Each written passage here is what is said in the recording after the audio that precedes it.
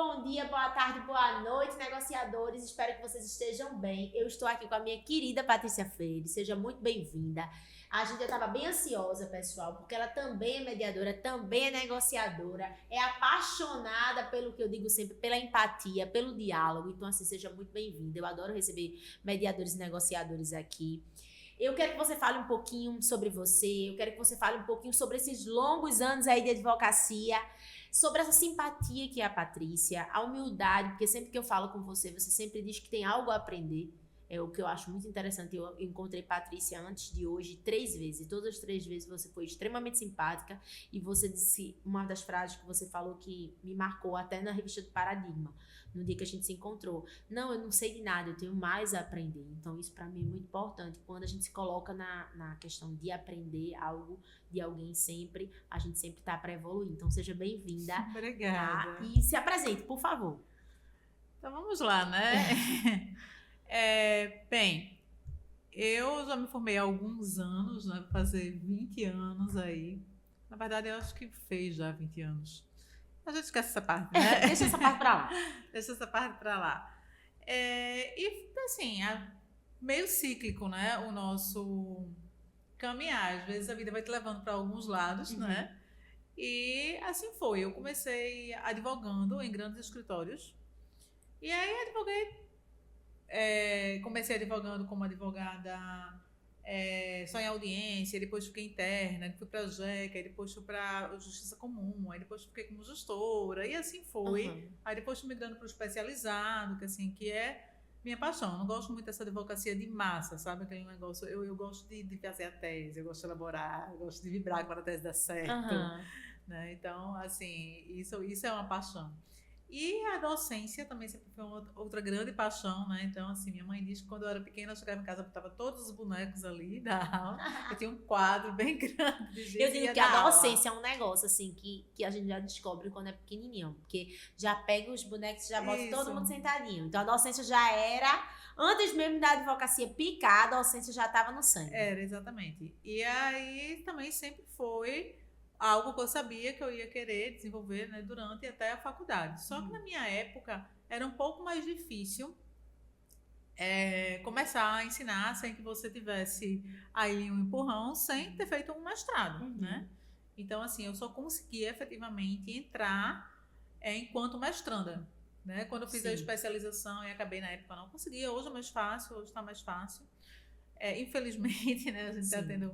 Para o ensino jurídico é ruim, como você mesma fala, porque a gente hoje vê que tem muitos, na própria faculdade, pós-graduandos, ainda começando aí a dar aula, pós-graduados começarem a dar aula, e a gente sabe que o título de mestre é importante até para a gente poder entender mais a fundo o direito. Eu me lembro agora nesse processo do mestrado, não é nada fácil, a gente tem que estar entregando artigo, eu entregava pelo menos 5 artigos por semana. Assim, eu conheço especialistas que dão super aulas, mas assim, a questão não é essa, a questão é a desvalorização, né, do mestre e do doutor. Também entendeu? Tem isso. Então, assim, tem faculdades hoje que estão pagando a mesma coisa, para o mestre, doutor, para o especialista. A aula baixou bastante depois da pandemia, né? Então, assim, a gente teve alguns cenários, algumas faculdades não buscam ainda se manter nesse sentido de valorização e tal. Mas é um cenário que já foi melhor, né? Na minha época era mais difícil entrar, mas já foi melhor na época que eu comecei a ensinar. E com relação à advocacia, então, quando eu estava em grandes escritórios, eu trabalhava muito voltada para empresas. Eu era muito advogada de empresas, advogados contratualistas, né? E aí, em um dado momento, eu peguei, em 2011, me chamaram para... Eu já tinha ensinado essa faculdade, e aí me chamaram para...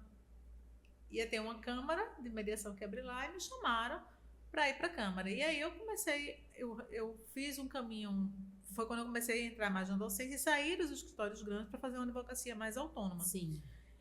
E aí eu entrei meio que na mediação sem saber muito bem onde é que eu estava me metendo, sabe? Aí eu digo, tá bom, vou lá para essa mediação, porque na minha faculdade ninguém falava disso não. Na minha faculdade... Era litigar. Era, negócio, eu fui formada para o litígio. Exato. Aí depois a vida me levou para outros lados também. E aí, quando a gente foi para... Eu fui para essa faculdade, eu fiz o curso, né? Enfim.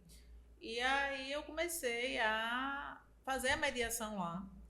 E na época não estava ainda em vigor o código.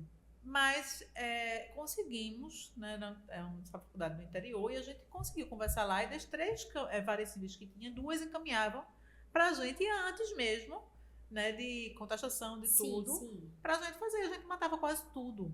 E a demanda era muito grande, a gente matava quase tudo, veja, não é uma coisa muito adequada, né, falar nessa palavra. Mas conseguia solucionar grande parte das demandas através do acordo. Exatamente, através do acordo. E aí, eu não entendo até hoje, por exemplo, porque tem hoje aqui, pelo menos na capital, as câmaras das faculdades não recebem essa parcela do 334, né, que são os processos que estão lá. Tem mais demandas espontâneas, poderiam ser bem mais aproveitadas. Até porque dentro da faculdade, enquanto mediadora, e eu fui picada pela mediação, né, porque o problema é esse, depois que você é picada pela mediação, você não consegue voltar atrás não, é um negócio que você vai, e aí vai começando a engrenar em outras áreas, em outros, porque está tudo muito próximo. Né? Você está na mediação, aí vai para negociação, aí depois começa a estudar comunicação, CNV, comunicação, vai exatamente, indo tudo. Vai indo tudo e tudo vai se entrelaçando. Sim. E aí, isso mudou minha visão, né? Então, assim, mudou minha forma de lidar com o cliente, mudou minha forma de acolher o cliente, mudou até minha advocacia, que era antigamente voltada mais para contratos, empresas e tal, e aí eu passei a fazer família, ações, direito à saúde, né? Então eu comecei a me voltar mais para esse público, que é um público, né, que sempre vem aí com grandes emoções, né? Porque a gente tem que ver que ali não é só um cliente, ali é um ser humano, né, que está com todas aquelas emoções ali, que ninguém quer estar em conflito, muito menos conflito dentro da família, né, que é o que o inventário, que é o que o direito de família traz, e também de uma doença, né? Com certeza. Ou de um transtorno. E aí tudo isso sempre traz uma angústia, e é preciso que você saiba aí dosar saber colocar um limite no cliente, né? Você falando do podcast, porque a gente não pode virar terapeuta do cliente. Mas a gente tem que ter uma empatia no trato, né? De ouvir, de escutar, né? De saber validar. Até isso é muito importante, até nesse primeiro atendimento. Então, assim, a minha mediação hoje, as técnicas que eu estudei de mediação, as técnicas que eu estudei de negociação, né, as aulas que eu dou, porque aí eu dou aula de processo civil, né? Mas aí eu também, depois que comecei a fazer mediação, com o tempo, antes também da reforma do MEC, que tornou obrigatório, eu comecei a dar aula de mediação, comecei a dar aula de arbitragem e dei aula de negociação. Então, assim, veio tudo junto, né? Esse pacote. E até minhas aulas de processo eu também falo mediação de maneira diferente. Por quê? Porque tá na veia, né? Então, eu sou processualista, mas eu também sou mediadora, também sou negociadora. Não, e para trazer, eu acho que é a grande questão, para trazer para esses jovens advogados, para essa nova geração, a ideia de que o processo é um viés, é um caminho, mas que também tem outros caminhos. É isso que eu acho interessante. Eu acho que um caminho não anula o outro. É uma coisa que eu acho super interessante de ser falado. Que é o que eu digo para todo mundo. Gente, um caminho não anula o outro. Um caminho complementa o outro. E você pode e deve estar sempre aberta a negociação. Fora do processo ou dentro do processo. Exato. Né? Então, assim, o fato de você ter entrado com o processo não significa que você tem que se fechar para negociação. E aí você falando daquela questão dos perfis, né, dos advogados, quando você encontra dentro de uma área como, por exemplo, família, né, que você começou a falar dessa questão da convivência dos filhos, né, porque quando me estava no informal. muito as pessoas acreditarem que na realidade a criança não é a criança que tem o direito de convivência. Quem tem o direito de convivência é os pais. E não é a criança que tem o direito de convivência. Então, os pais, muitas vezes, utilizam a criança como, vamos dizer, moeda de troca para não pagar pensão alimentícia ou fazer algum tipo de alienação, não permitir que a criança consiga ter acesso ao outro genitor. Então, o que eu noto com tudo isso? Que não se tem o foco principal, que é a criança. Então, em outros podcasts que eu venho conversando com familiaristas, eu venho falando exatamente sobre isso. Da importância de a gente colocar no centro do direito de família a criança. Isso. É que nem colocar no centro do direito à saúde o doente. Eu sei que a família do doente tem toda aquela dor, o medo, o anseio, o querer resolver. Mas ali, qual é a grande questão? É o doente. Eu tô lidando com a vida dele. Eu preciso garantir o mínimo para ele. É a mesma coisa a criança. Eu preciso garantir a criança que ela vai ter acesso aos genitores, acesso aos avós paternos e maternos. Então, eu não vejo outro caminho, senão eu vou até além. Eu acho que não é só uma negociação. Eu parei de um tempo, quando eu comecei a estudar todas as escolas, eu me lembro do meu professor, que era de Portugal, que eu fazia assim, professor, eu vou ladeira acima, ladeira abaixo, ladeira acima, ladeira abaixo. Ele, por que, Grace? Eu disse, porque eu estudo mediação humanista. Daqui a pouco eu estudo mediação de Harvard. Daqui a pouco eu estudo a mediação emancipadora responsável. Só que a emancipadora responsável mistura tudo. E aí eu fiz assim, não, calma. Eu vou chamar agora de comunicação. E aí eu mudei toda a minha vertente. E aí é tanto que eu digo, eu sou negociadora, porque eu acho que a negociação é mais uma forma de mediação, mais uma forma de a gente estar conversando. A gente precisa ter uma comunicação, Paty. Não sei se você sente isso. Que a gente hoje, e eu falo para os próprios advogados, para a classe, a gente precisa conversar. A conversa que a gente está tendo aqui, tem muito advogado que não consegue ter. Não consegue. Eu digo que eu cresci nesses 5 anos por ter humildade e dizer, me ensina, por favor. Eu quero aprender. É importante. E é isso que você está dizendo, né? Quando a gente pega um outro advogado do outro lado, que acaba tomando as dores da cliente para ele, né? Uhum. Porque assim, a gente tem que escutar para entender, né? Uhum. É realmente aquilo que ela quer, é realmente isso que está acontecendo, é realmente isso que ele quer, né? O que é que tem por trás disso, que é a questão dos interesses do que está falando. Às vezes a pessoa está com raiva e vai lá dizendo, eu quero que faça isso. Mas aí você começa a conversar e você vê que não é bem aquilo que a pessoa quer realmente. E que é para você mostrar dentro das técnicas de uma maneira, né, mais delicada para ela. Eu brincava uma o forma que é lúdica. que realmente quer. Minha mãe dizia uma forma lúdica, porque eu pratico de vez em quando, dizia, não, mas você quer que seu filho lembre disso? Gente, a gente faz de tudo. É ou não é? Eu em uma mediação tive que já fazer um batizado da criança. Foram 2 sessões, foi uma sessão inteira, porque a questão era o batizado. Se a gente conseguisse organizar o batizado, aí alimento, qualquer coisa tudo era fluía. fácil. É. E foi o que aconteceu. Tipo assim, foram 2 sessões individuais para o lado, para o outro, conversa aí. Aí conseguiram, né, organizar o batizado e iam ligar para ter que desmanchar algumas coisas, ver outro padrinho comum. Ele já estava com o curso padrinho, aí eu remarquei. Era na 4ª, remarquei para 6ª, porque tinha que pegar próximo, né? Exato. Aí, quando voltaram, já voltaram conversando, porque aí, veja, eles já tinham conseguido se entender e restabelecer a comunicação. Mas no primeiro momento, né, não queriam nem falar E aquela guarda, aquela convivência. Já chegou praticamente pronta. Foi rápido. Então, assim, o problema todo era aquele desentendimento. A partir de que eles se entenderam, que conseguiram se olhar um pela perspectiva do outro, conseguiram inverter as lentes, né? Olhar o outro lado, pensar na criança, e você fala a questão também, você começa a colocar, que eu sempre faço isso, tanto em mediação quanto na advocacia. A gente sempre começa a puxar para a criança, que é o bem maior que os dois têm. Então a gente coloca para a criança, né? Como é que daqui a não sei quanto tempo, quando for olhar aquele álbum de batizado, como é que vai explicar? Por que não estava? Você vai dizer, foi porque... Né? Eu briguei com seu pai no dia. E tem gente que ainda fala. E é isso que eu digo, gente.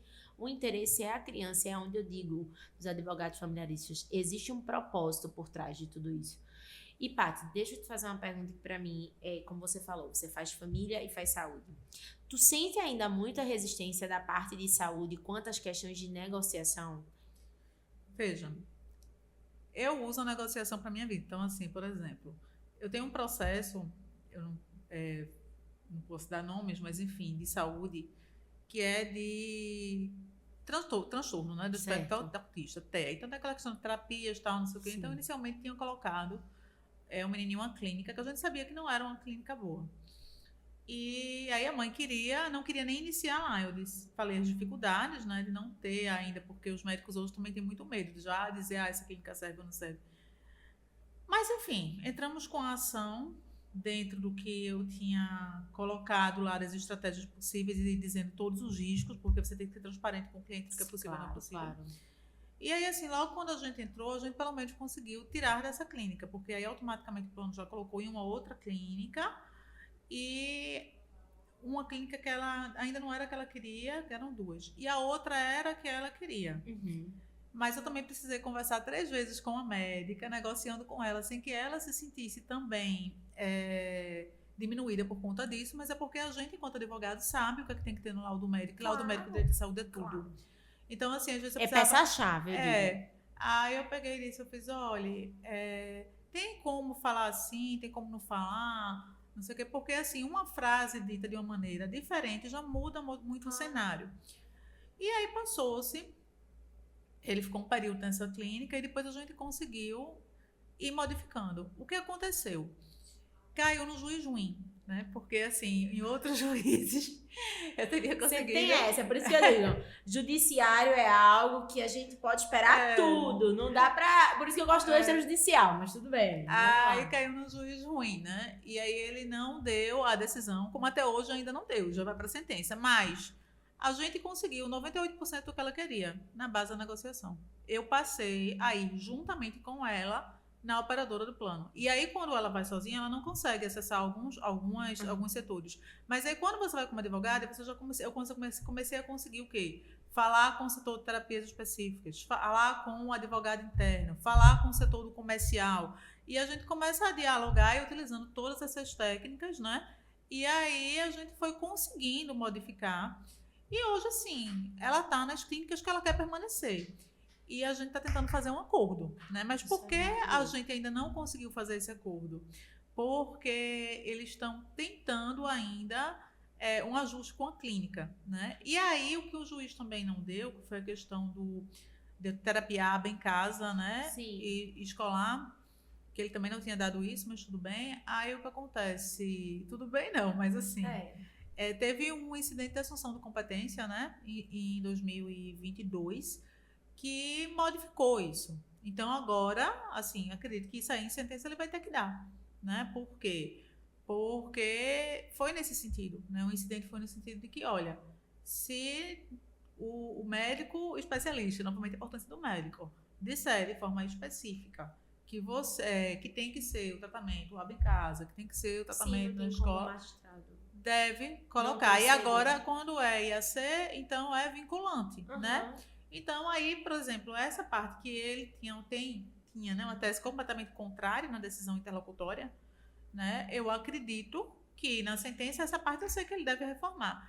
E aí, assim, a gente está tentando negociar, porque essas clínicas ainda, uma fez um credenciamento agora, mas muito restrito, que elas eram clínicas parceiras, não eram credenciadas, né? E a outra, a gente tá em negociação.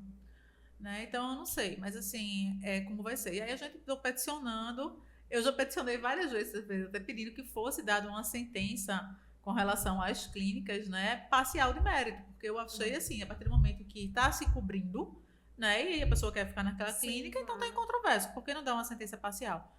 Mas não foi esse o entendimento do juiz, não. O entendimento do juiz é que isso não deveria nem constar na sentença, como se tivesse perdido o interesse de agir. Veja a loucura.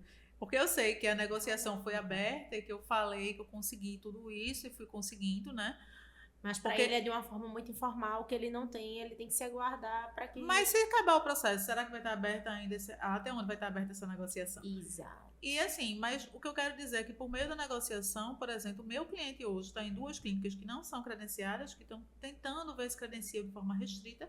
E dentro dessas clínicas, as únicas pessoas desse plano que tem é com liminar. O meu é o único sem liminar. Um único sem liminar. Isso é positivo. Mas você por consegue conta da entender. negociação. Mas você consegue entender que isso é positivo. Porque hoje eu sei que o único plano de saúde que negocia, que tem um banco de negociação, só é um plano de saúde específico que os demais não têm. Não, então, eu os demais não negociam. Então, assim, esse banco específico, né, esse plano de saúde específico, ele realmente, ele já é... A gente pode até citar a Sul América, porque todo mundo sabe que a Sul América, ele é voltado para acordo.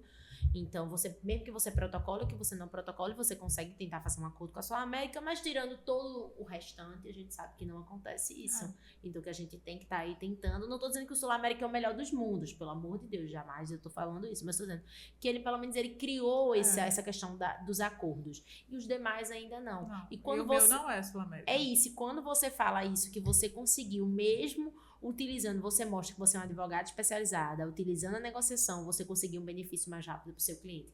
Porque, na realidade, o cliente ele não paga para que você judicialize. Ele não paga para saber o nome da ação. Ele paga para que o problema dele seja resolvido. A gente tem que voltar à essência do direito, né? Porque a essência do direito é pacificação.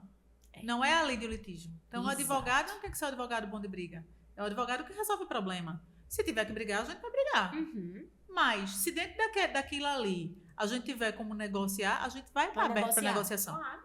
É o que eu digo sempre. O que eu puder fazer pelo meu cliente, eu vou fazer pelo meu cliente. A minha grande questão é satisfazer o interesse do meu cliente sem prejudicar ninguém. Porque o direito do meu cliente começa quando o do outro termina. Exato. Então, eu tenho que fazer tudo cumprindo a legislação, mas visando também resolver de forma rápida. Porque não adianta eu superlotar o judiciário completamente e a gente continuar com o superlotado abarrotado, como é os casos de direito à saúde, que a gente vê que o judiciário está abarrotado. As tutelas precisam ser concedidas, então o judiciário geralmente que atuam nas varas cíveis, eu sinto que em alguns momentos parece que eles jogam para cima e caem as sentenças, porque tem algumas sentenças que a gente olha, como você mesma disse, a gente não entende e tem que subir para o segundo grau, porque a gente não entende, a gente fica, como assim aconteceu, como o entendimento é esse? Um caso de família que assim, porque quando você pega um advogado do outro lado, que é um advogado litigante, é terrível.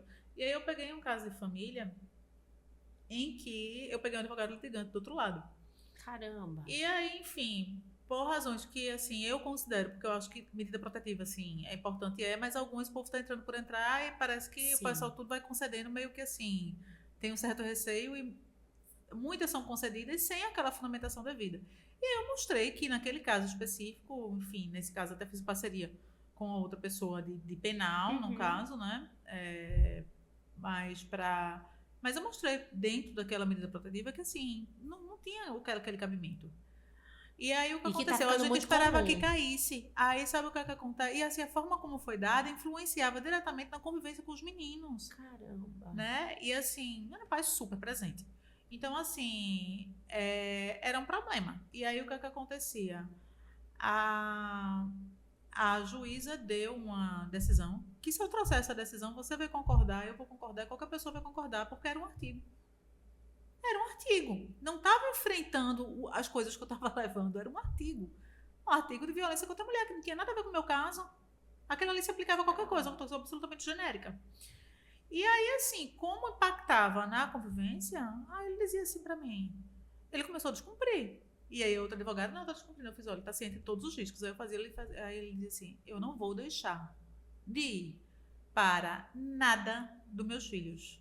Eu não vou deixar de ir para uma festa do colégio, porque não é o meu dia de estar com ele. Não vou deixar de ir para uma festa de inglês, porque não é o meu dia de estar com ele. Se ela quiser mandar me prender, ela me prenda. Eu não tô ali por ela. Ela não precisa falar comigo, não quero estar perto dela. Mas esse momento do meu filho não vai voltar e eu não vou perder. E aí a gente ficava nesse impasse. E a advogada, eu me lembro que teve uma fala, depois de 1 ano e pouco nesse negócio, a gente resolveu com um acordo que a gente já tinha proposto até antes dela entrar com ação. Mas foi 1 ano, não sei quanto, de estresse nessa família. Não é só de estresse, é A sorte foi que esse pai decidiu não interromper o convívio familiar, porque tem pais que na realidade decidem interromper e dizem não, quando eles crescerem, que foi isso do assunto de um podcast, quando eles crescerem eles vão entender que eu na realidade os amava, o que eu escuto muito, tem um documentário que vira e mexe assim, eu acredito que é morte inventada. Exato. E assim, é triste, mas aquele pai, ele fez o que alguns pais fazem. Então, se na realidade esse pai não tivesse sido corajoso o suficiente para dizer, mesmo com medo, eu vou ficar perto do meu filho, o que esse filho teria hoje? Ele podia ficar em casa, né? Assim, pegar nos dias dele. Mas nos dias dela, ele não poderia ir para os eventos. Ele dizia, não tem sentido, eu não vou perder esse evento. E as fotos, e as lembranças. Exato, exatamente. E aí eu me lembro que a advogada do outro lado se parecia... Aí, assim, não... Aí eu digo, né? Mas ela não tinha filho, era uma advogada razoavelmente jovem. E nada contra, mas quando você tem filho, talvez você tem um pensamento diferente. Tenha um pouco diferente, o que não impede uma pessoa que não tenha seja empática com isso também. Mas aí o que é que acontece? Mas no caso, eu acho que como ela não tinha, ela não era empática com a causa, não conseguia alcançar tanto, ela falava, mas ele pode ir no dia dele, quando tiver, ela não vai. Aí a minha pergunta para ela, e os meninos? Veja, você tem que entender que as crianças, para os meninos pouco importa se é o dia do pai ou da mãe. para os meninos é uma data especial, é uma comemoração, é algo que eles treinaram para estar ali, para fazer, para apresentar, e ele quer apresentar para ambos os pais. Ele não quer apresentar só para um pai, ele quer apresentar para ambos. Então, a minha questão não é essa. Veja, eu disse, eu não estou defendendo ele está quebrando a medida protetiva, não estou. Eu só estou lhe dizendo que ele sabe das consequências, mas que mesmo diante disso tudo, mesmo eu falando, eu consigo entendê-lo, né, enquanto pai. E aí eu lhe questiono, né? E assim, nessa sua proposta, porque a gente estava tentando fazer uma proposta, estava tentando ver uma empatia, eu sempre buscando, mas aí era difícil. Aí ela dizia, você falou no dia dele, no dia dela, e as crianças? E como fica as crianças que querem os dois naquele momento? Eles não precisam se falar, Não se pensava eles não nas precisam nem crianças. tirar foto juntos, mas eles têm que estar lá para ver. Então, assim, cadê a empatia da advogada para a convivência dos filhos com os pais? Os filhos não têm nada a ver com a questão do casamento, do que aconteceu com o casamento, de ter se desgastado. Muito menos naquele caso dali.